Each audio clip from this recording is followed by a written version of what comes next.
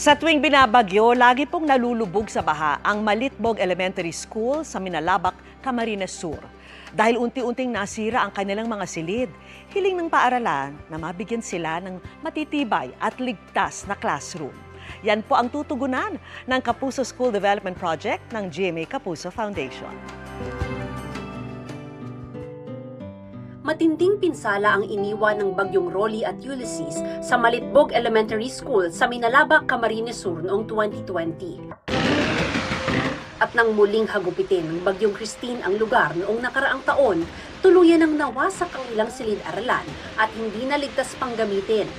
Dahil na rin sa kalumaan, marupok na ang mga kahoy at sira na ang mga yero nito.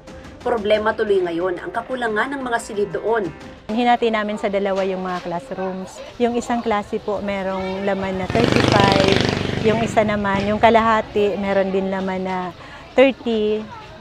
So pinagkasya yun din lahat. Saksi ang guro na si Cristiana sa iba't ibang kalamidad na sumubok sa kanilang paaralan.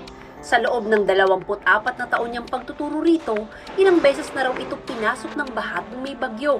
Ang pinakahiling talaga namin, magkaroon pa ng karagdagang classroom para yung mga bata naman magkaroon ng concentration sa kanilang pag-aaral. Yung hindi aabotin ng tubig at saka magiging komportable yung pakiramdam ng guro at saka ng mga estudyante. Upang magkaroon ng maayos at ligtas na silid ang mga mag-aaral, magpapatayo ang GMA Kapuso Foundation ng bago at matibay na Kapuso Type School Building doon. Pero bago pa man simula ng construction, nagbayanihan muna ang mga magulang sa pagtibag ng mga lumang silid-aralan. Masayang-masaya po kami. Kasi yung matagal na naming hinihiling, magkakaroon na ng kasagutan. Abangan sa Miyerkules ang groundbreaking ceremony ng Malitbog Elementary School at ang karagdagang disenyo ng ating itatayong Kapuso School laban sa baha.